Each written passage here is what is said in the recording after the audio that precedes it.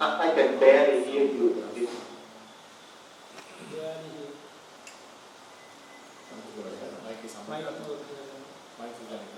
Hi, but they can you hear me? Yeah, I can hear you very well, but yeah, but I can barely hear you.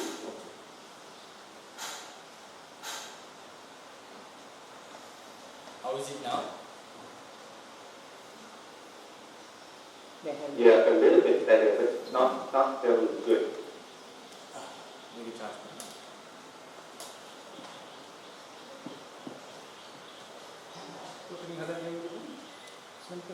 Pick up sound.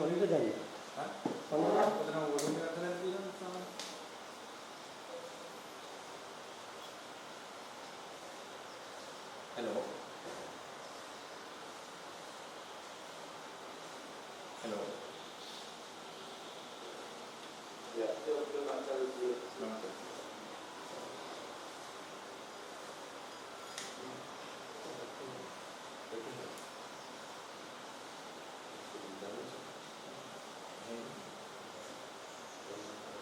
Hello. How is the voice now? Is it still the same? Still, but it's still not very good.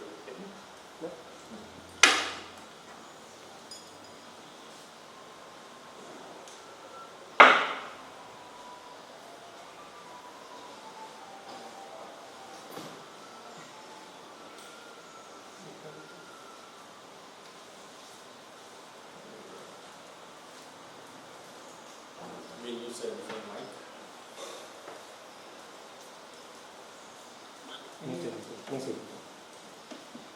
How is it now, Dr. Wright? Hello? Yeah, it's a little bit better, but can you try it again, please? Hello, how can you hear me? Well? Yeah, it's still pretty soft, but then. Okay. I think there was a problem in our mic, so I'll speak out a bit louder. Oh, okay, thank you.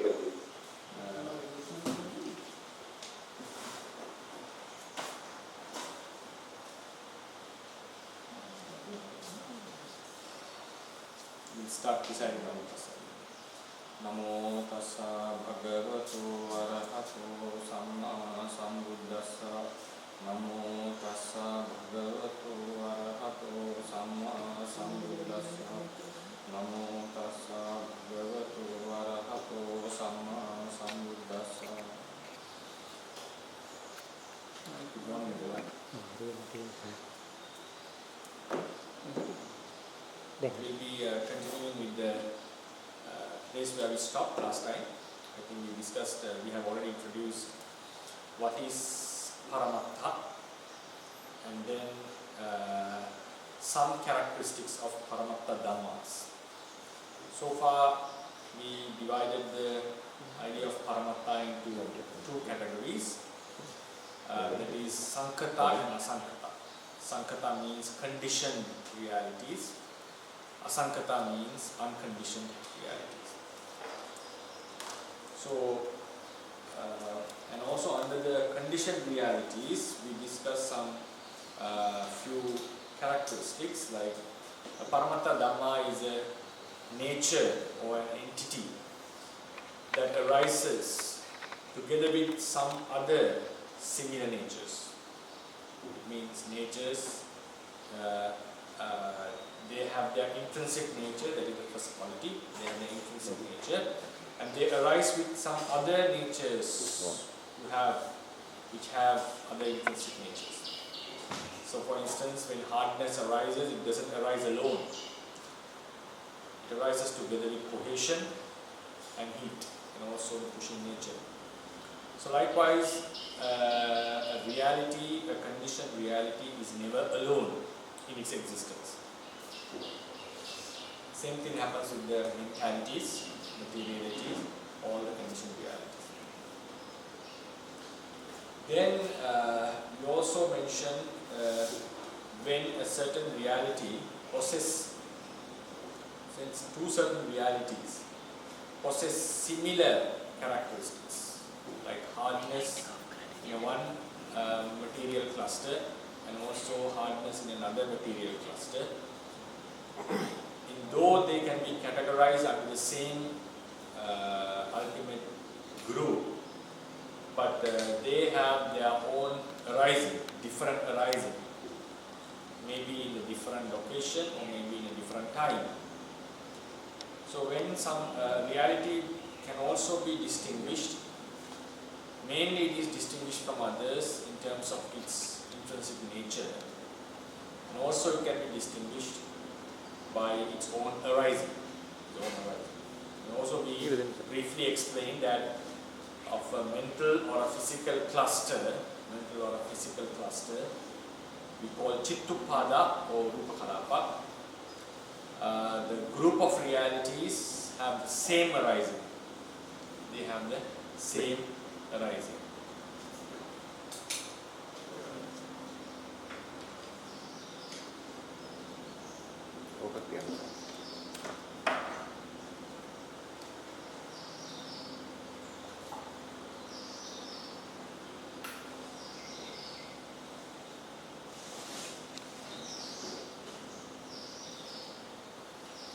Change the mic up. Is it clear, Dr. Ryan? Can you hear me now? Yeah, it's kind of the same, but it's okay. Right. So then it has its own intrinsic nature and also its own arising. Then we also said that Paramatta Dhammas are empirically observable in both in five sense doors and also in the mind door. And also finally we discussed that they are the realities in our intellectual analysis. They are irreducible. A concept can be reduced into its components, its parts, constitutions, not in the physical level, because physically in the reality concepts do not exist. Concepts are synthetic products of our mind, not in the outside world. They're synthetic products of our mind, looking into the way or the manner realities exist. So in the outside world or in the reality, factuality, actuality, there is only realities according to the Theravada Buddhism. But the mind takes them, when the mind becomes sensitive with these realities, it synthesizes a concept, something which is one. So in our intellectual quest of finding out what is the reality, what we have to do is we have to analyze the concept. So it is a mental process. So when the concept is being analyzed, what we end up is are the ultimate realities. We cannot go any further, reducing them into their components. Like hardness, it's just a nature, which is not a thing, which cannot be divided any further. Same thing happens with the consciousness, the act of knowing an object, it cannot be divided any further. Someone may think, like, if we also mention the conditioned realities depend upon other realities. For instance, if A arises because of B arises because of A is the cause, B is the effect. Here cause and effect should not be mixed up with the physical causal effect, which is discussed in Western philosophy. For example, a billiard ball shot at another billiard ball. After hitting it, this one, the first billiard ball, for example, a red one, hit at the blue one. What happens when the red one hits? The blue one moves accordingly to the angle it is being shot. So this movement is a one cause. This movement is the effect. This is the effect. This is the cause. Causal movement effect.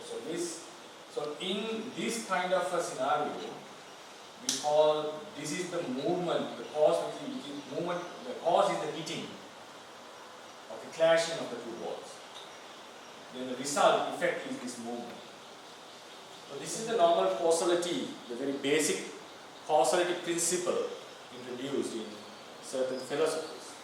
But here, we are not talking about such happenings. In Theravada Buddhism, we are not talking about happenings. We are talking about realities. Realities. It means, if this is the I, A is the I, for instance, A is the I. Depending on the I taking the object,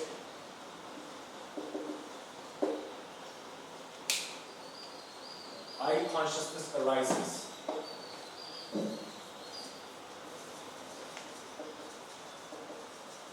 I consciousness arises.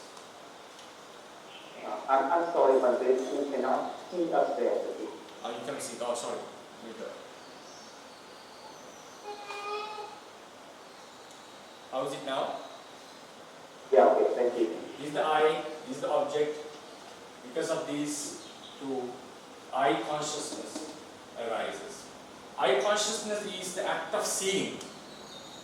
The act of seeing. It is, according to the Theravada Buddhism, it is a reality. It is a reality. It's not just happening like a movement. So this reality, seeing itself is a reality. It's not a mere happening according to Theravada. So it happens, occurs in the I. This reality arises in the I. So this reality is the effect. For example, we take this as the effect.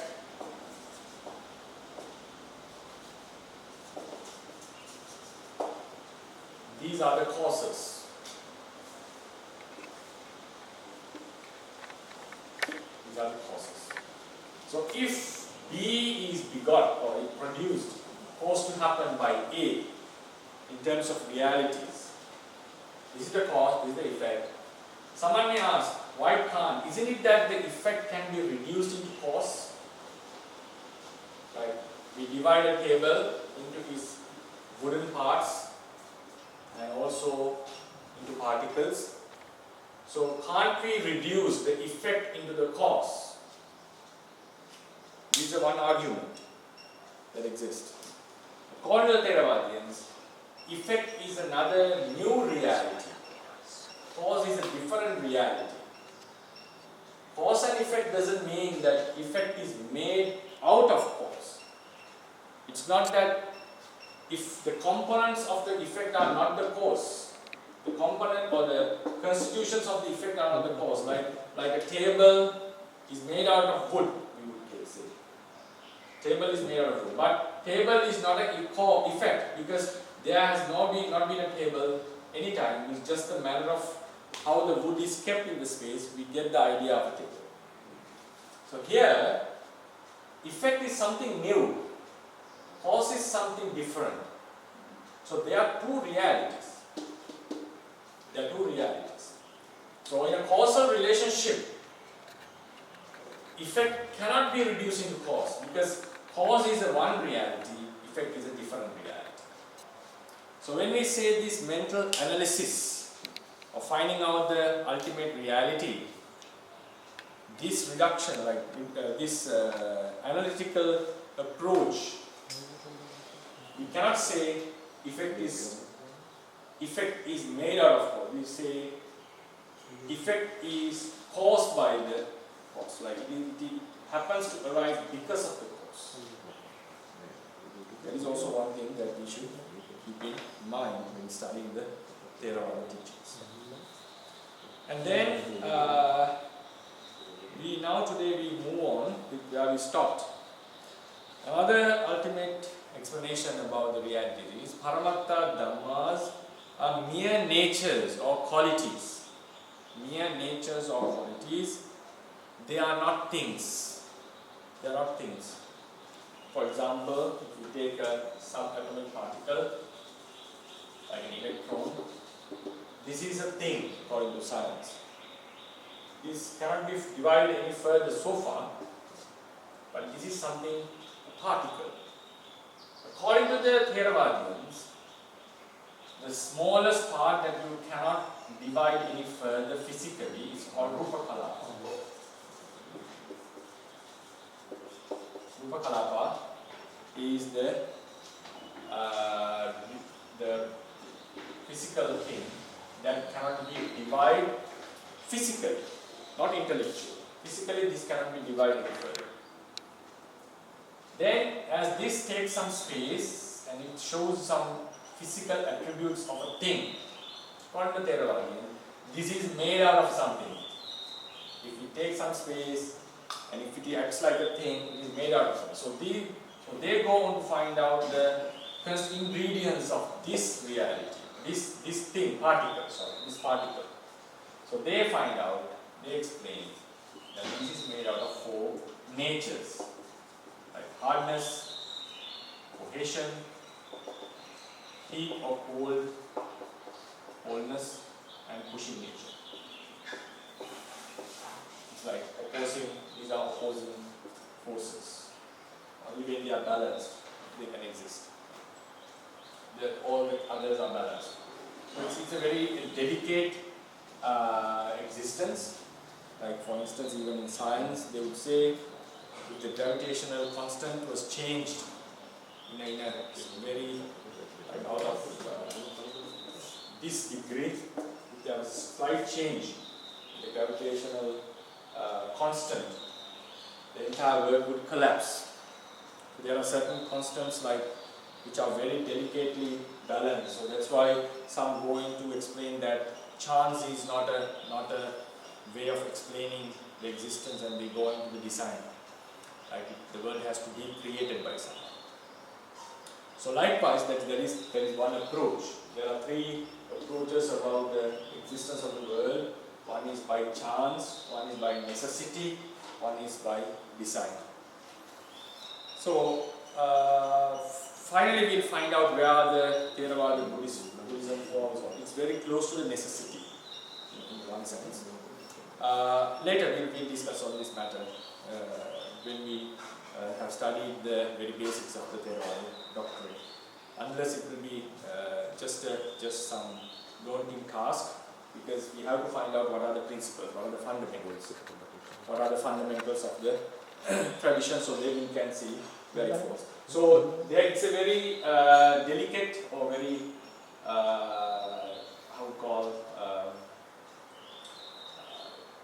delicately balanced existence.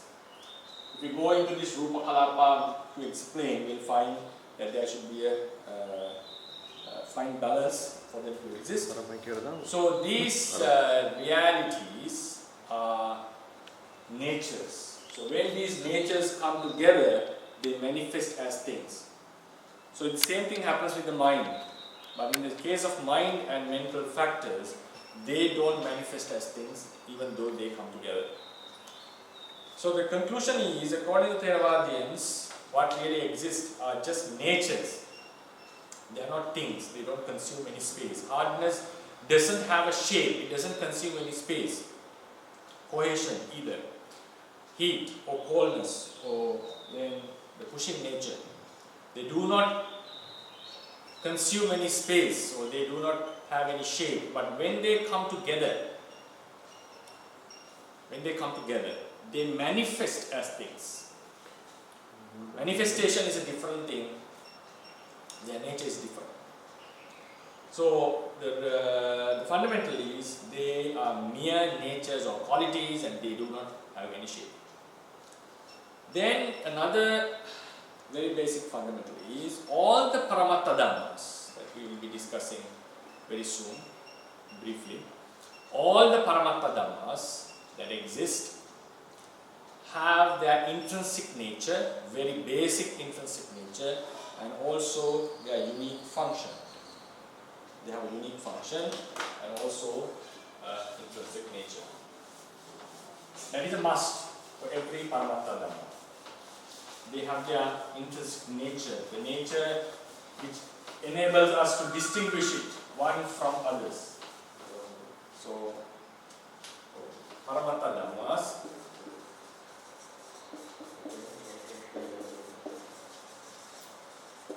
have their intrinsic nature,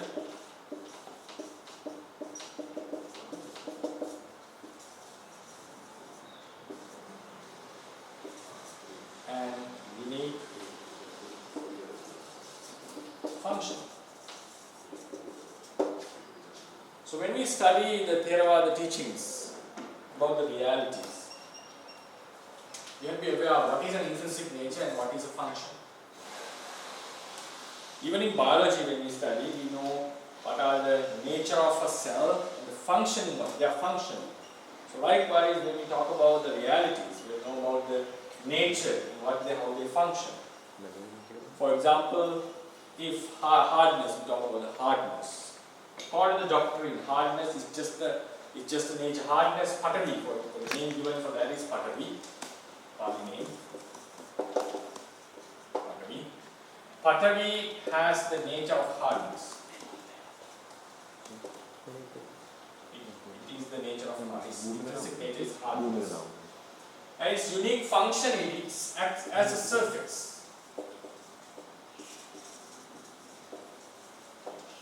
It acts as a surface. So based on this hardness, the other three elements can exist. So likewise, each and every reality has its nature and also has its function. Function means what it performs. X means like how it supports others, what kind of effect it has upon others. So these are functions. So likewise, all the realities possess intrinsic nature and also have a unique functioning.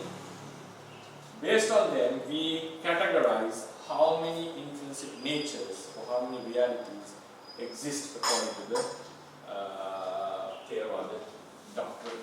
So the realities, like now we are talking about, if I remind again, we have dhamma.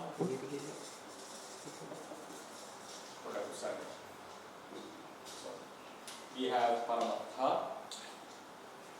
and this paramatha was divided into sankata, asankata, conditioned, unconditioned. I'll write the Pali word, sorry. Sankata, asankata, conditioned, unconditioned. Then we categorize them as Paramatta Dhammas,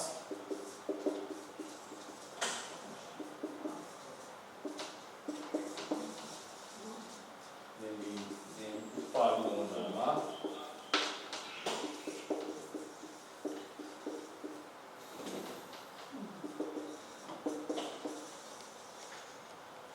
then we discuss about Paramatta Vijanika,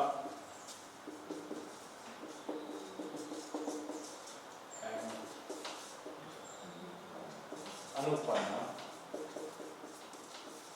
Dhamma.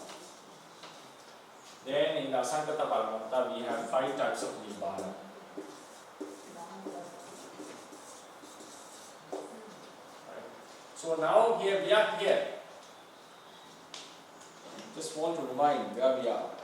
In our discussion, we are just talking about the Paramatta Dhamma. So these are just stages of the Paramatta Dhamma. This is a completely different reality. It's a state we call it. So in these Paramatta Dhammas, they have the intrinsic features, they have the unique functioning. So these Paramatta Dhammas are basically 2 groups. We call them Nama and Rupa. Nama and Rupa. Nama is mentalities. Rupa is material.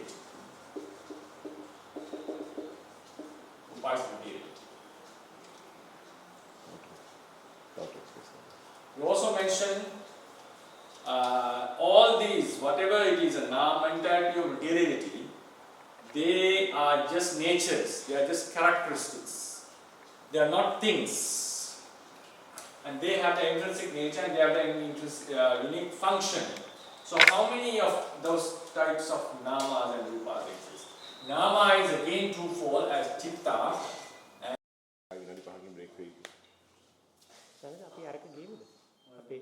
UPSC.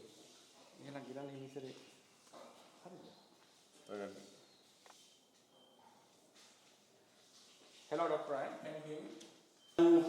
Then these realities, which are mentalities and materiality, they have their intrinsic natures, intrinsic unique functions. Also, they have secondary characteristics and also secondary functions. Secondary characteristics and secondary functions. What does it mean? It's very common in Buddhist teachings. Like some suttas also explain such secondary qualities of realities. For instance, you take Paramattha.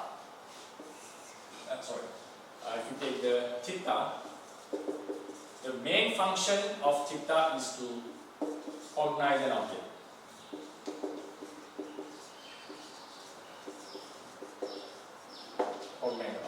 This is the basic function of every chitta. And some chittas have a function like this is the basic of all chittas. Then some chittas have the function of bringing good results in future. Like every chitta cognizes an object, and some have the function of bringing good results in future. So we call them kusala chittas. We call them kusala. So the function of chitta is to cognize an object. The nature of kusala is to bring a good results in the future. The same chitta gets certain such functions. Some chittas have for example, we call it akusala chittas.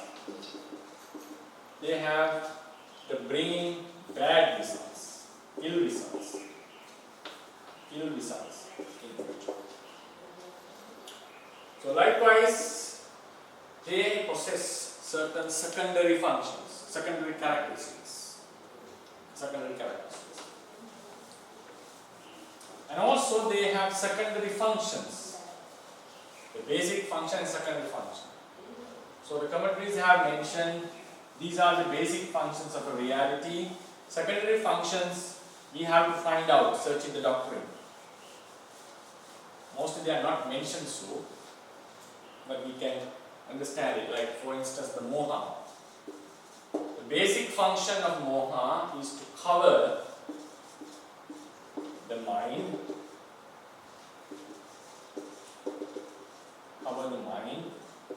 from cognizing the object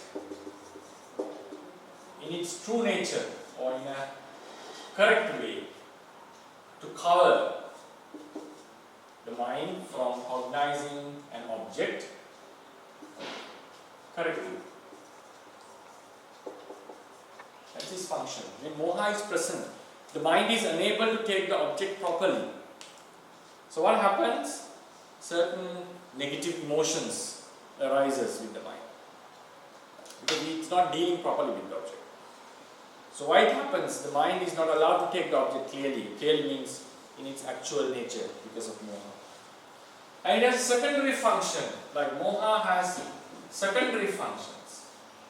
In terms of, it also binds, like bounds beings, like being who possesses it, to the samsara. So we call, in that regard, we call it a samyojana. We call it moha samyojana. It also has the nature of defiling the mind. In that regard, we call it a kilesa. The same moha have these functions. It has a nature of following the mind stream, looking for an opportunity to arise as a state, mental factor. So likewise, these realities, they do possess their intrinsic natures, unique functions. At the same time, they possess secondary natures and also secondary functions. That's also something we need to keep in mind. Then we go to the next point, the next fundamental, which is very vital. We talk about intrinsic nature of a reality. Intrinsic nature of a reality. This statement may bring the idea that the reality possesses the intrinsic nature. Because we are using the term has, the reality has its own intrinsic nature. So when I say I have a car, I myself and the car are different things. I myself and the car are different things. So when I say I have hands, I consider myself as one thing and hand as another thing. So the possessor and the possessed are normally two things grammatically. So when we say the reality has an intrinsic nature, this statement could convey the idea that the reality is one thing, the nature is one thing.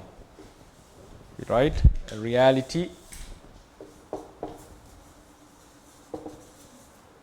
has or possesses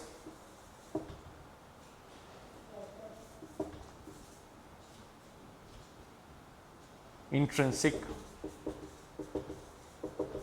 characteristic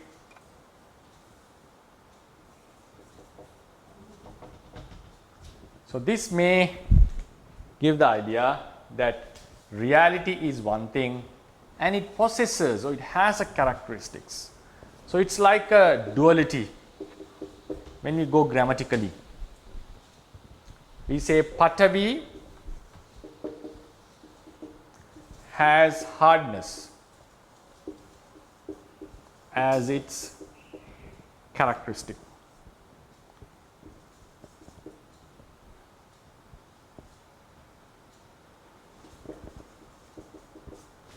So it shows that Patavi is the reality, hardness is the characteristics. But according to the Theravadians, this statement is a way of conveying an idea. It's just for the convenience of expression. But in the reality, according to the Theravadians, in the actuality, reality and the intrinsic nature are same. Though it is said as the Patavi has hardness as its characteristic, in the actual sense, the meaning is Patavi. Okay. I think there is a microphone on, which disturbs.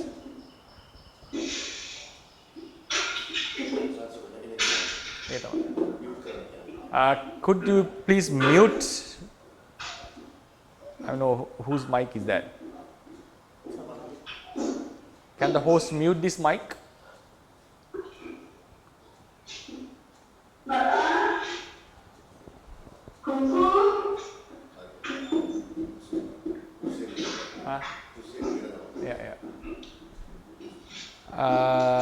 Could the host mute this microphone, please? Do it over online, but so I'm pausing the recording already. Okay.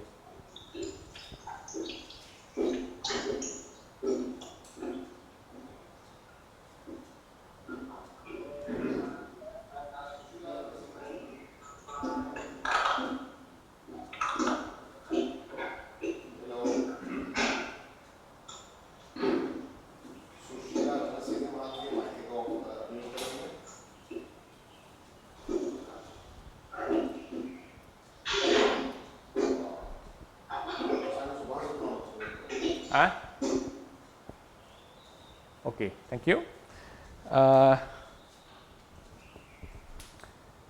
So according to the explanation, doctrine, now Patavi has hardness. Patavi has hardness as its characteristic, just a saying. But according to the doctrine, what explains is Patavi itself is the hardness. Hardness itself is the Patavi. That's a very vital, fundamental. We also mentioned these are just natures. They don't have any shape or they are not things.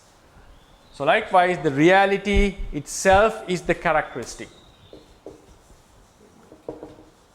Is the characteristic.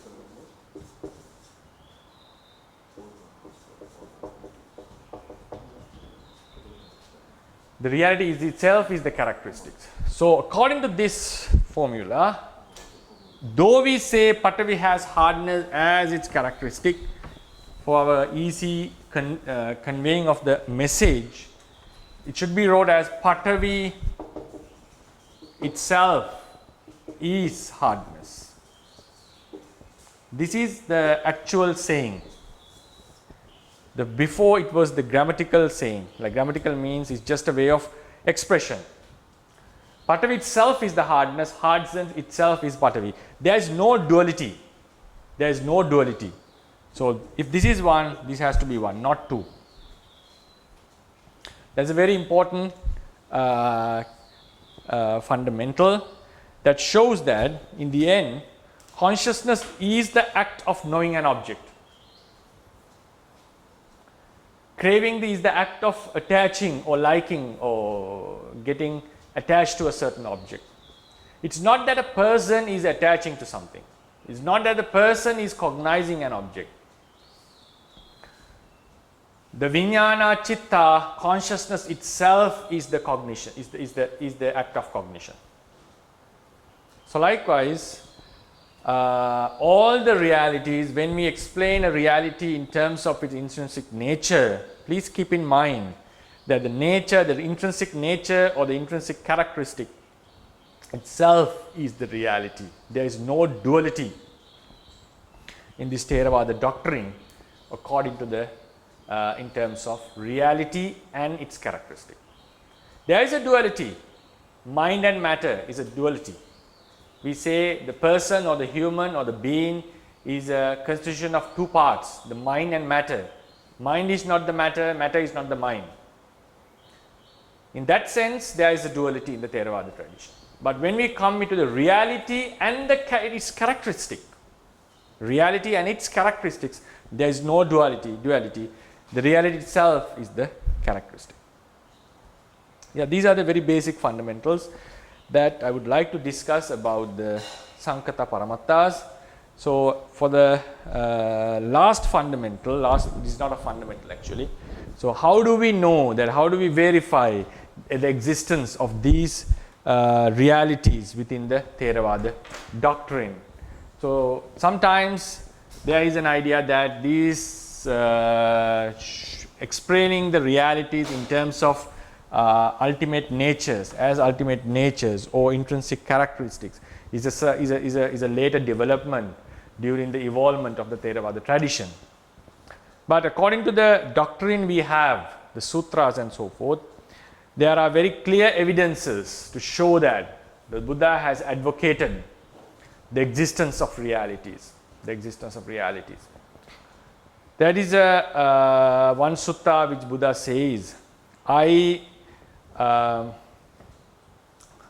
there is a understanding among the wise that some things do exist and some things do not exist.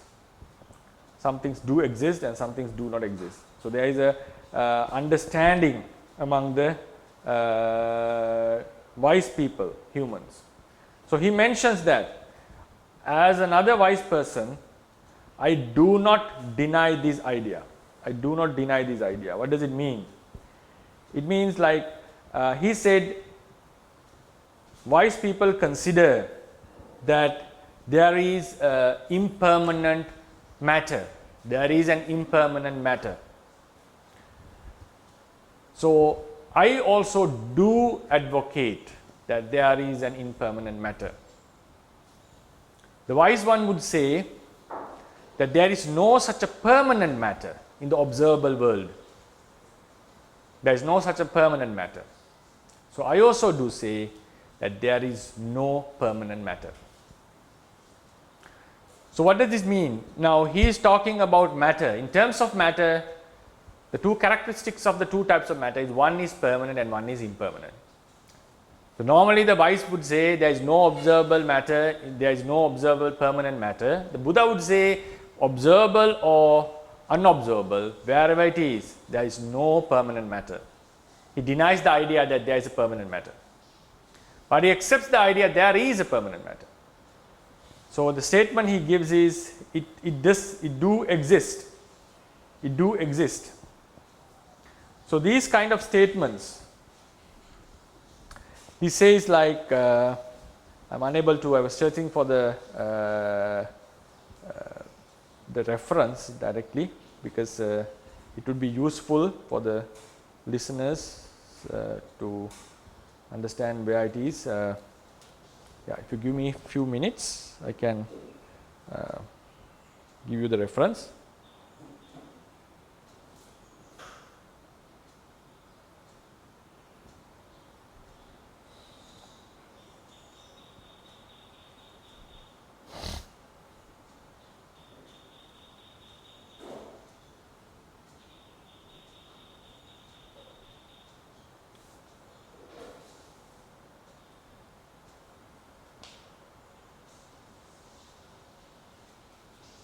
Yeah, the sutta is called Puppa Sutta.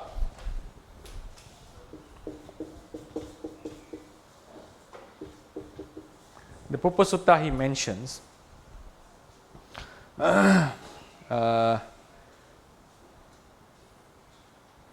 he says yeah,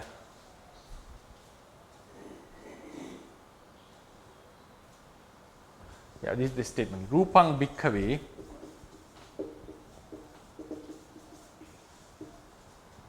Rupang Bhikkhave Panditana Rupang Bhikkhave Aniccang Dukkhang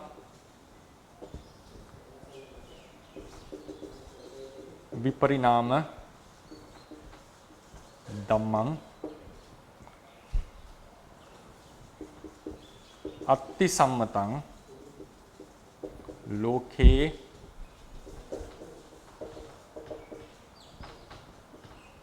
Panditanang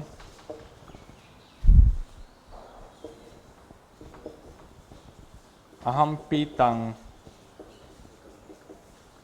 attihiti vadami. What does this Pali statement say?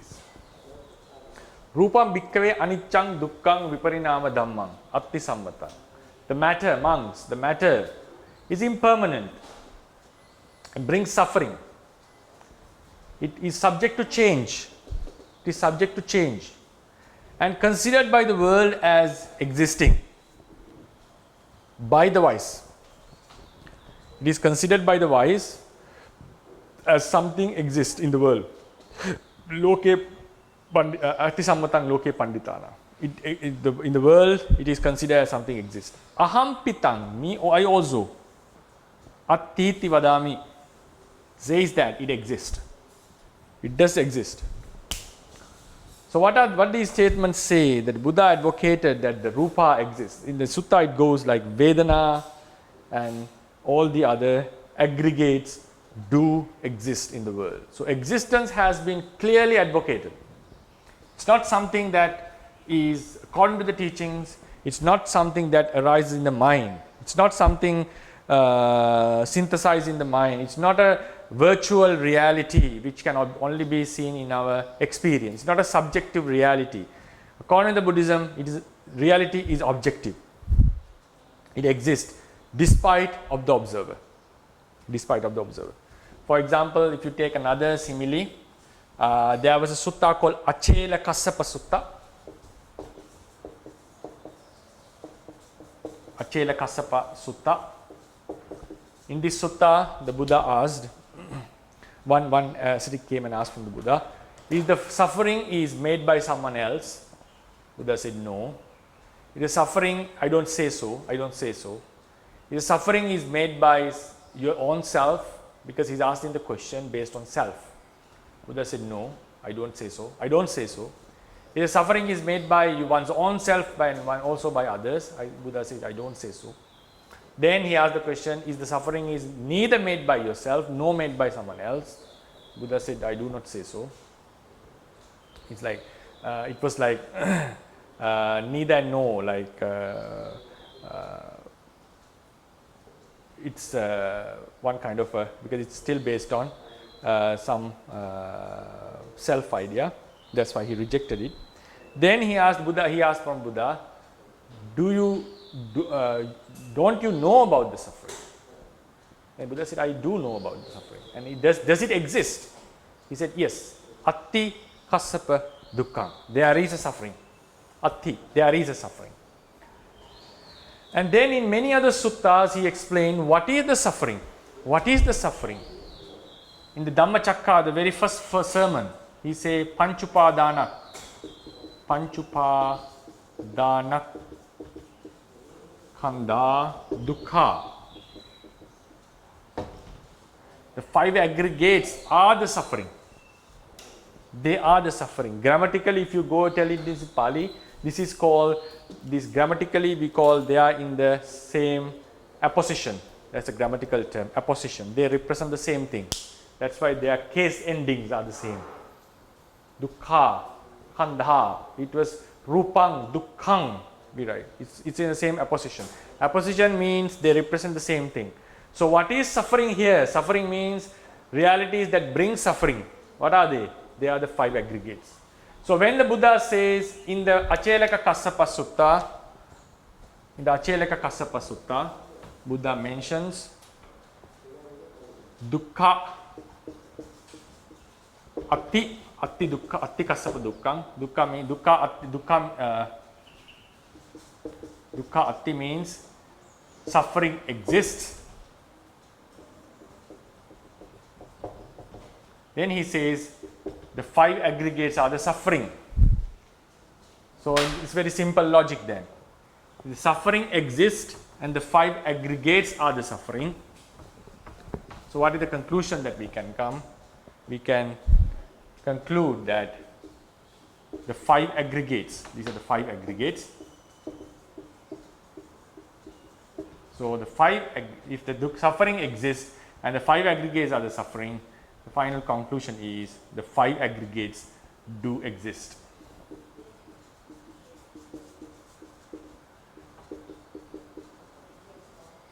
It means the 5 aggregates exist. Right? This is the very basic logic. If every human is mortal, if Aristotle is a human, we can conclude Aristotle is mortal. So likewise, according to the Achelaka Kassapa Sutta, Buddha mentioned there is suffering, clearly stated, you can find the sutta reference. Then in the Dhammacakka Sutta, he mentions the 5 aggregates are the suffering. So what is the conclusion when you merge these 2 very basic fundamentals of the sutras? 5 aggregates do exist. So this statement doesn't say that 5 aggregates brings you. This statement, when you say Panchupadana Khanda Dukkha, it doesn't say that the 5 aggregates brings you suffering. This says grammatically, if you say this, what does it mean? By apposition. Because I think you have seen, when the Buddha mentions about Rupa, he mentions Rupang Dukkhang. Vedana Dukkha. Not Dukkhang, not Vedana Dukkhang. Why this change? The ones who have studied Pali would know this. Why this change of case ending? Because this acts as an adjective and they are in the apposition. We call it a predicate. So it's a predicate with a nominative case ending noun. The predicate is according to its case ending and we call they are in apposition. Apposition means the 2 words represent the same thing. 2 words represent the same thing, but different aspects. Different aspects. Vedana has the characteristic, the word Vedana refers to the same thing, and the word Dukkha refers to the same thing. But they are representing 2 different aspects.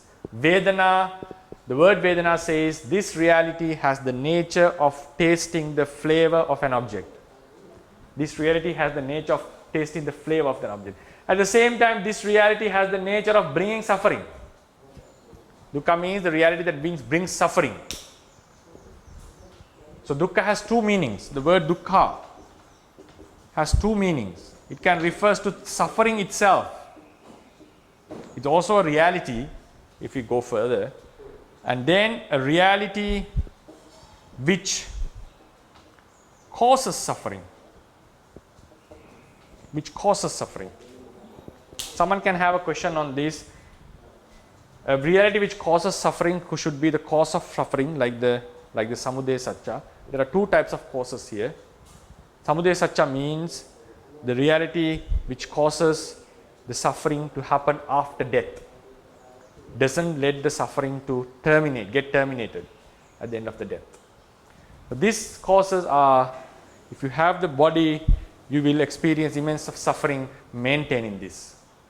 The mind, the mental factors are the same. So here the word dukkha refers to the realities which cause the suffering. What are these realities? In this sentence, that reality which caused the suffering is the vedana. In here, the reality which caused the suffering is the rupa. So that's why they represent the same thing. That's why in Pali they are written in the same case ending. Why it is not rupang dukkha or vedana dukkhang? Grammatically, the idea is they represent the same thing. They are in their opposition. So what does it mean? Dukkha itself is vedana, rupa itself is dukkha. So that's why we come to the conclusion with the basic logic. The Achelaka Kassapa Sutta, Buddha mentions Atti Dukkhan, there is suffering. In the Dhammacakka Sutta, it clearly says the five aggregates are the suffering. So what is the deduction that we can deduct? It means the five aggregates do exist. Right? So there are ample of suttas to verify that the Buddha himself has advocated existence of the realities. But we should know that their existence is very, very brief, like very short timed. They arise and pass away immediately. But during that momentary existence, according to the Theravadians, they do exist. It's not that they do not exist. They can be found in the reality. So these are the things that I would like to discuss today in this lecture. So far we have concluded all the basic characteristics of Paramattha Dhammas. To give a very brief summary, Paramattha Dhammas have the realities which have intrinsic natures, and they do arise together with some other intrinsic natures, and they have their own arising. These Paramattha Dhammas are empirically observable in the reality, in the five sense doors, and also with the mind door, through the mind door. And also in the intellectual analysis, they are the irreducible elements of the existence. They cannot be reduced any further in our mental analysis.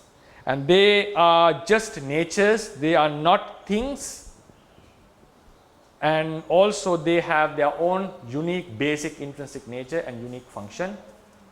And in terms of numbers, they are divided into two groups, Nama and Rupa. Nama is further divided again into Chitta and Cetasikas, consciousness and mental factors. Consciousness is one reality, mental factors are 52 according to Theravadians, and the Rupa material is 18. Then these realities also possess sub-characteristics, secondary characteristics, and also secondary functions. Then the final conclusion we came was very important point. The characteristic itself is the reality, reality itself is the characteristic. And then each, these Paramattha Dhammas, their existence can be verified with various suttas. So the next week I'll be discussing about some conditioned nature of the conditioned realities, and then I'll start to explain what are these realities in brief, like what is a chitta, what are the cetasikas, what is a rupa. Those I would take few lectures to briefly explain them, and then go into the other types of realities like Anupanna Dhammas, Paramattha Jatikas, and Upadino Dhammas.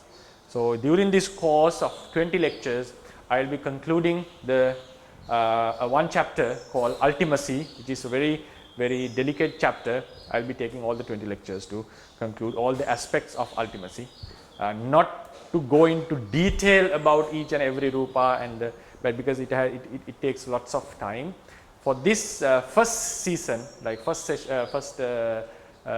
20 lectures, I'll be taking till May, end of May. I'll be discussing about the ultimacy only, but in an overall picture.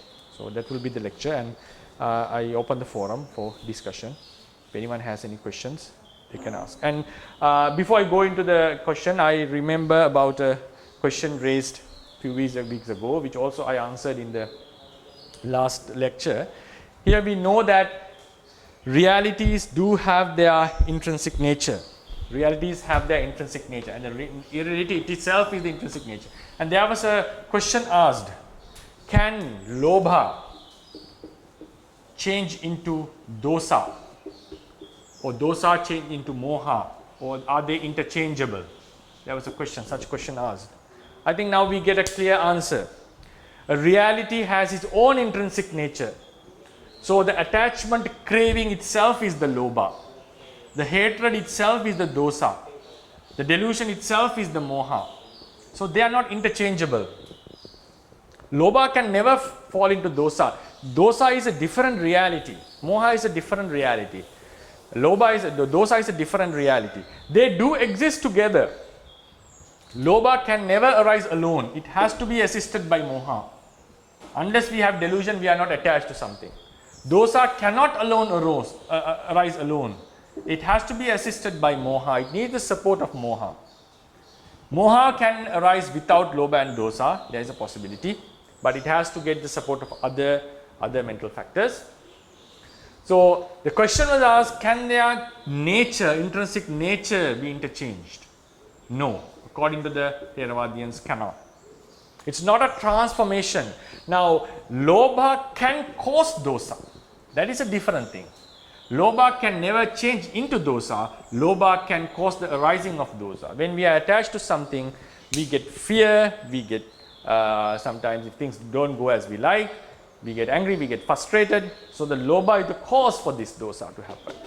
So because we had the lobha,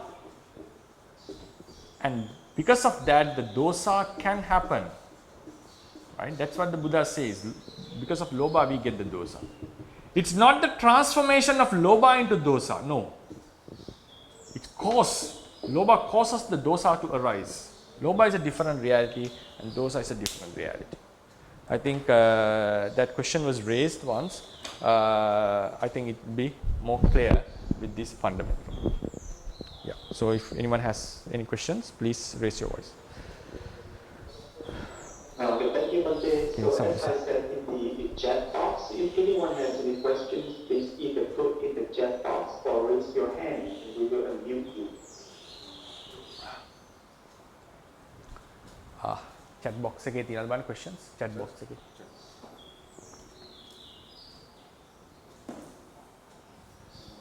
So in the meantime, for this, I have a question for this. Yes, Dr. Ryan. I don't see any question here. So I have a question. This is like a question from the previous lecture. Okay. So in the previous lecture, you gave us the four categories of the Paramata, Sankata, Dhamma.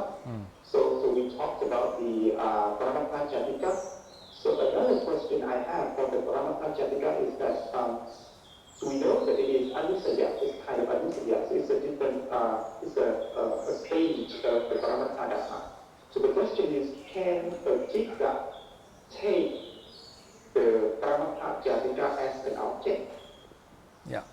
So it's also a very important question. Now, Paramatta Jatikas are the latent tendencies or the latent forces that we talk.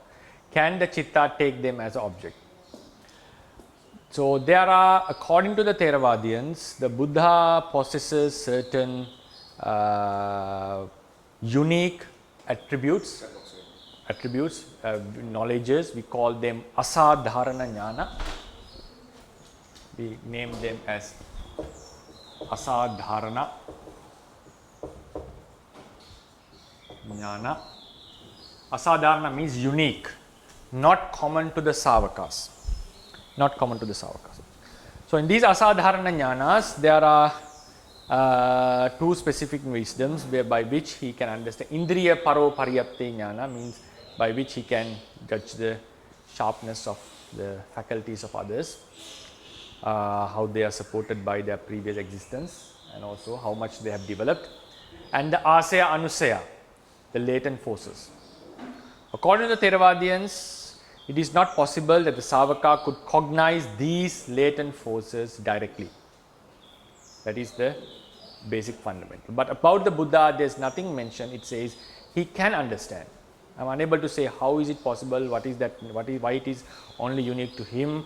Maybe it's because of his very vast, broad wisdom. So then a question may arise, like we know there are reflective knowledges. When we attain the Magga and Phala, a yogi would reflect about 5 things.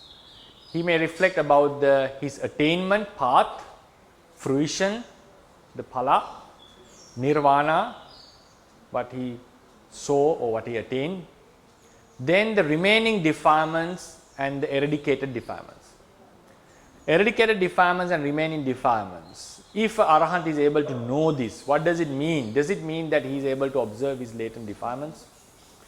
So to this the commentaries say that these last 2 reflective knowledges are not direct experiences. So they are based on the scriptural knowledge only. They are based on the scriptural knowledge. Maybe they have such a feeling that his mind is far away from lobha, dosa, and there is no possibility that he may get a dosa because such a clarity is there. Such a clarity is there. But they are unable to observe these latent defilements directly. And in the asadharana jnanas, the unique wisdoms which are not common to the Savakas, Buddha can also know about the charita. Charita here, normally the word charita refers to the temperament, our nature. But here the word charita means what has been practiced. Past wholesome and unwholesome deeds. Wholesome and unwholesome deeds done in the past. A Savaka is able to know what is the deed which caused him this birth. What are the akusalas that he has done in the past. So likewise they are able to see that looking into the past. But it seems, this is my personal idea, it seems that what the Buddha's unique wisdom is, he is able to observe the Kamma Samangita or the Kamma force and to know what sort of possibilities are there. Like when we come into a certain life, there are possibilities, possible Kammas forces that can give results. Not all the Kamma can give results in the same life. It seems like when we study the doctrine, it seems there is a certain range which is possible to be give results in a certain existence. So Buddha is able to know such forces like the latent Kamma force and so forth. So the conclusion that and then there is another in the Anuruddha Samyutta, you can see in the Anuruddha Samyutta,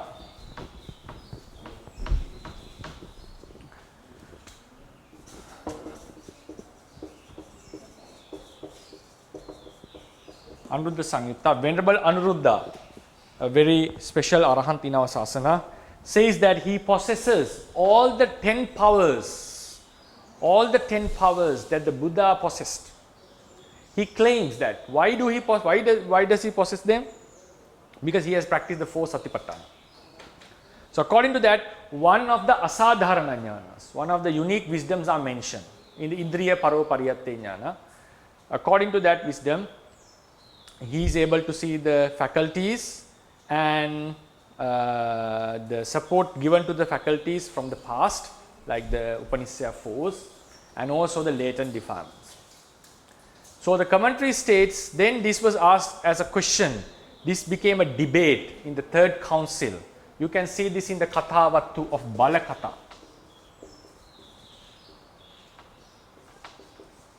Balakatha. It's in the 2nd or 3rd group, Vagga. In this Balakatha, one tradition suggested that even Venerable Anuruddha has those asadharana jnanas because of his claim. So it means he is able to observe the anusaya, he is able to observe the Upanishad support to the faculties and so forth. There was an argument on this. Then the Kathavattu rejects this idea with counter arguments, not with direct explanation. So it was like a debate, like if you say so, then this is also possible, this is also possible, like they try to break the foundation of their argument. They want to show that their foundation of argument is not very strong. The commentary gives the information and says what Venerable Anuruddha says, that he possesses one of these attributes, is that it's in a shallow level. He's not able to see the Upanishad support given to the faculties. He's able to see how someone's faculties are, whether they are developed, how much they are developed and so forth, by observing them. It's like a casually we can guess by associating someone. So because of his concentration is very sharp, very focused, he's able to judge others' faculties, not like direct observation like the Buddha does. And also regarding the Anusaya, he is able to see the defiled natures of a certain person. This person is prone to lobha, prone to dosa and so forth, but not to observe the latent forces. So according to so it's very solidly mentioned in the Theravada tradition that the Savakas are unable to see these latent forces, but the Buddha can. But there was a tradition which believed that even the Savakas could do that based on the explanation given in the Anuruddha Samyutta. We interpret it in a different way and they interpreted it in a different way. That's what answer that I need to give for this question. Okay, thank you, Padre. I had that question because so someone may reason this way. So we know that according to Abhidhamma, a citta can take only one object. Right. And we know that at the Magga moment, the Magga citta takes Nirvana as the object. But according to the Suttanta method, it says that at the Magga moment, the Magga citta does actually 4 functions. And one of which is to eradicate Tanha.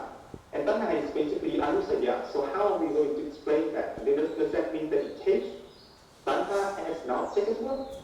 Yeah, it's another very important question. So we need to clarify this point. So Magga Citta, as you said, does 4 functions.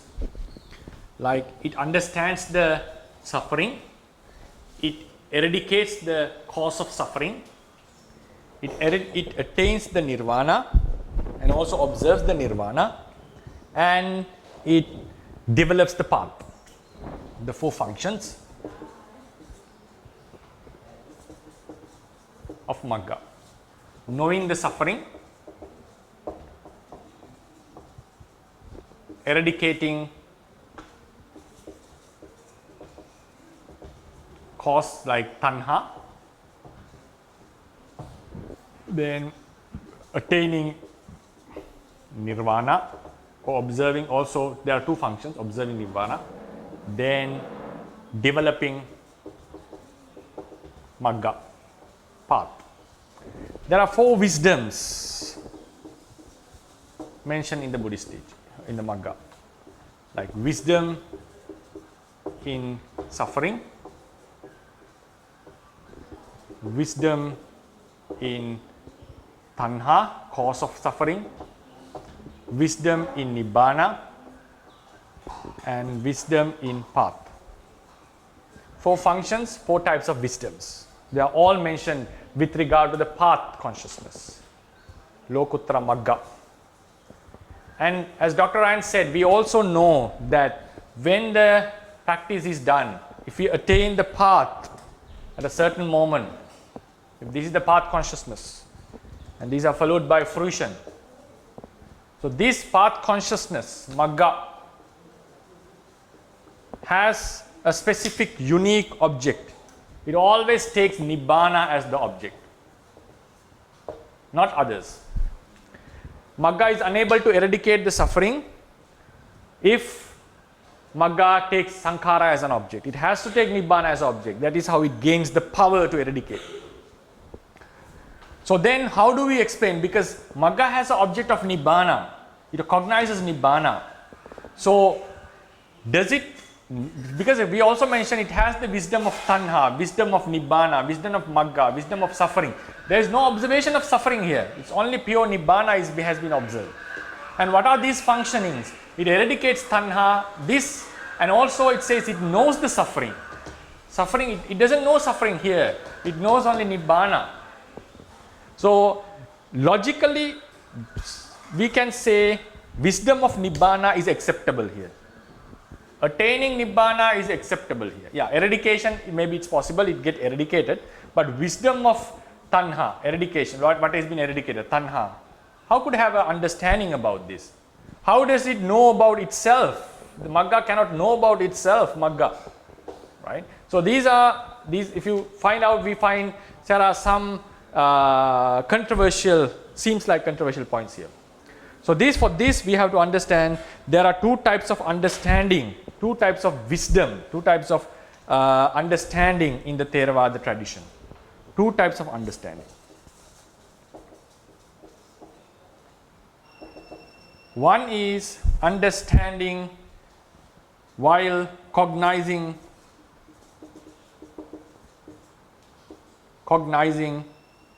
what is understood. Cognizing what is understood. Like we want to know about a computer, we know it, we think about it, we observe it, and we get the knowledge about it. We want to study something, we have to send our focus towards that.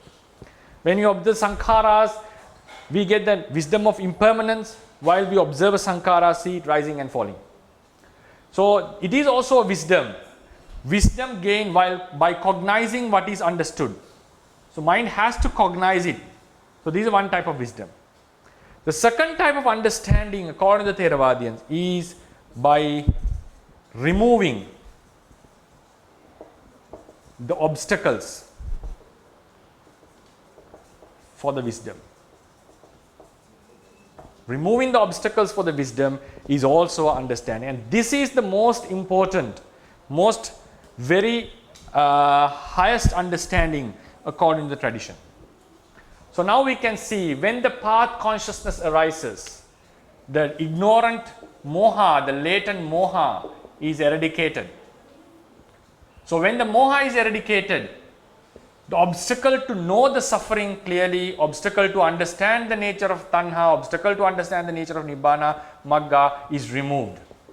Why we don't attain the Four Noble Truths? Why we don't understand the Four Noble Truths? Because our mind stream is obstructed by this latent moha. So when the moha is removed, even though the magga takes nibbana as the object, in this sense, if we talk about magga takes nibbana as the object, it is in the first aspect of wisdom, cognizing what is understood. Magga cognizes nibbana at that time. In terms of the first aspect, magga has understanding about nibbana only. But with regard to the second aspect, when the moha is removed, obstacles to know suffering, even though it doesn't observe suffering here, because of he has developed the wisdom up to here with the practice, surely the previous practice does help these functionings. Without that practice, these functions can never happen. So as a result, when the moha is removed, we say his understanding of suffering is completed. Here we may know about the rupa at one time, vedana at one time, sanya at one time, but we cannot understand the entire suffering with the one cognition. But with the magga, we say the understanding of suffering is completed at a one mind moment. That is by removing the obstacles to the wisdom. So in Buddhism, Theravada Buddhism, we have two types of wisdoms. That is wisdom gained while cognizing an object which is understood, and by removing the obstacles to the wisdom. So in this sense, tanha, magga chitta has the understanding of tanha by removing this obstacle, and while happening, it also eradicates the tanha.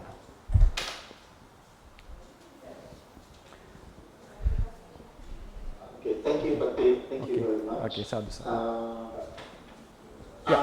Is there anyone have any question? Anyone have any questions? So I still don't see any questions. So I have another question. Okay, Doctor. Also from last lecture. Yeah. So last lecture also you talked about sankata dhamma. So you give the 5 kinds of Sankata Dhamma. And the first 2 kinds are Samukti Nibbana and Tadanga Nibbana. So those are we can call it the daily life Nibbana.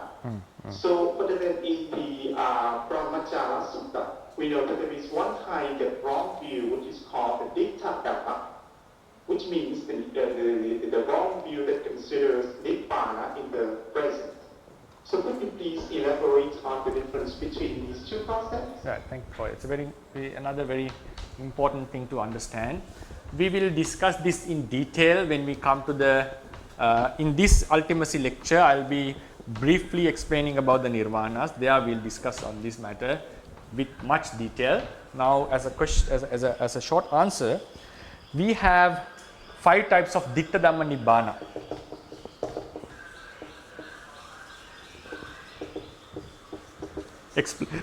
In Brahmajala Sutta, right? For the audience, you can see this in Brahmajala Sutta. There are 62 types of wrong views. Ditta Dhamma Nibbana Vada, right? If I remember, Ditta Dhamma Nibbana Vada. These are considered as false understandings. So one is gratifying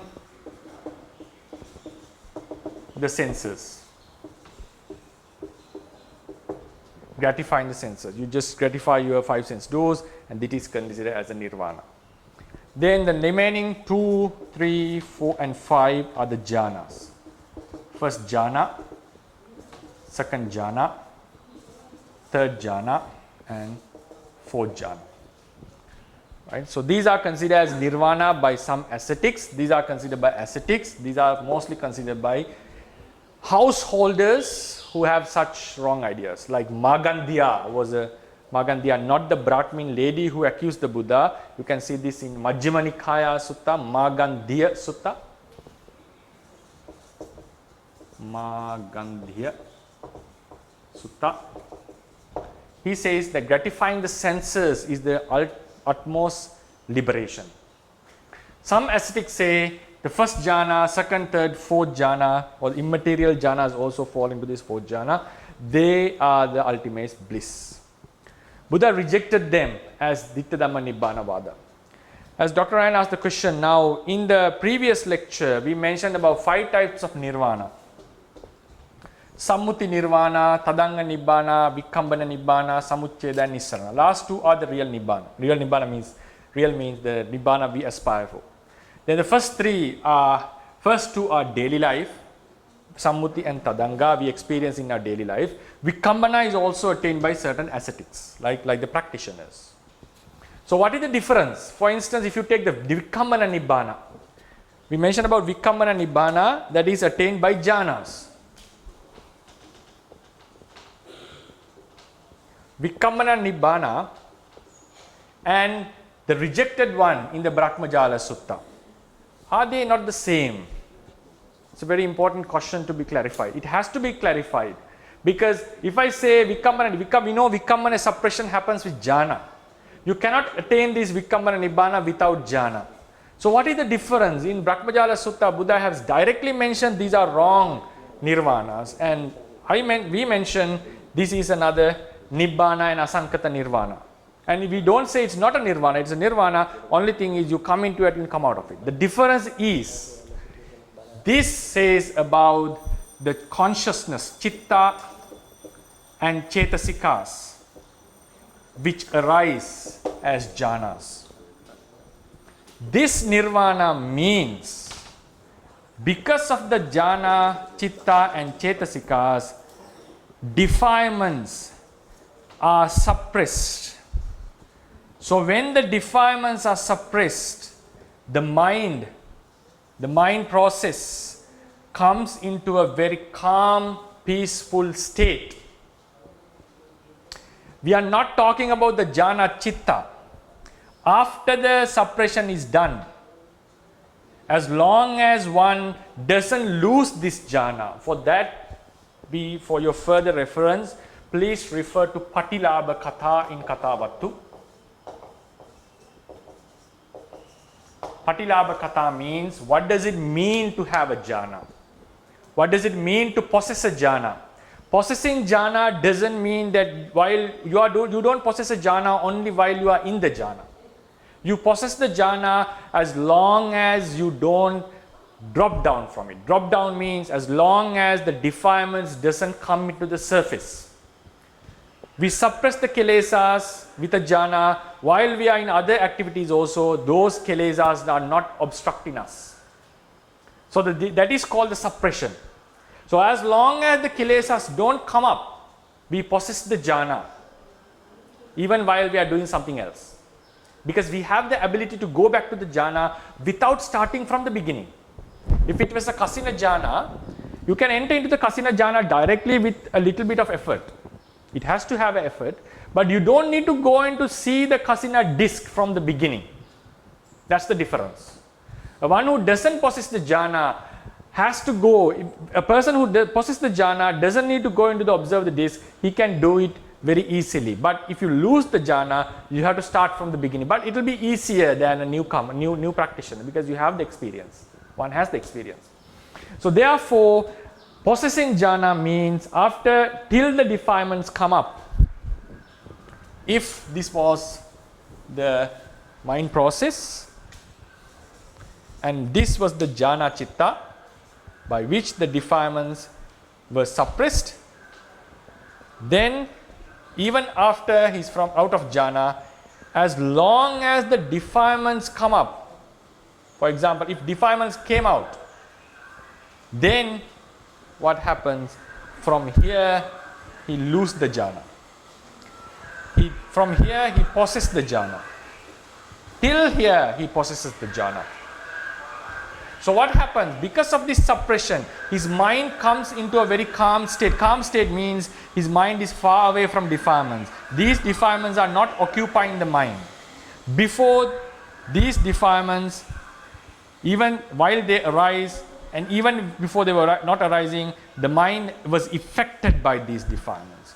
So that's why we see when we meditate, our mind gets, even after meditation, our mind is still in a very calm state. That is because the effect of defilement is very low, very, very far away. So likewise, if you attain a jhana, this becomes a very fixed suppression. So there can be some differences while you are in the jhana and out of the jhana, but it's not like a person who has not possessed the jhana. So this state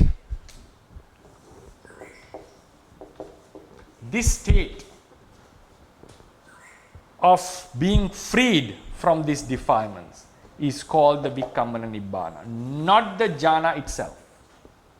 So it's a very sharp point. Sharp point means then there will be a lot of follow-up questions about this.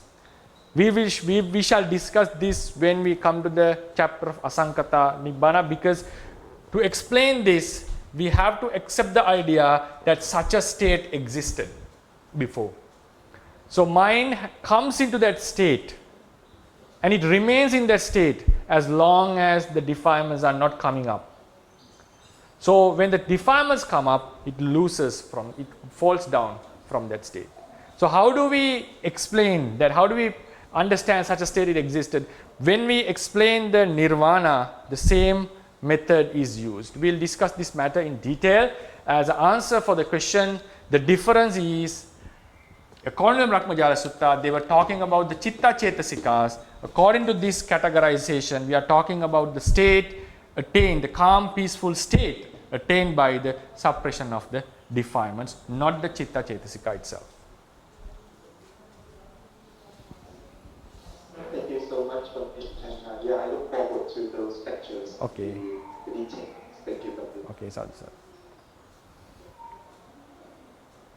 So I don't see any question in the chat box, and also no hands raised. So Okay. I still have a few more questions, but then it's also time, so it's up to you, Bhakti. Okay, so I think I also need to attend one ceremony after the class. So shall we we'll take the questions to the next week? Okay, thank you so much. Right. So then, thank you very much for joining, and we wish that with this merit may cause for the prolongation of our sasana. Buddha sasanang chiran tithatu, Buddha sasanang chiran tithatu, Buddha sasanang chiran tithatu, sadhu, sadhu, sadhu. Thank you so much.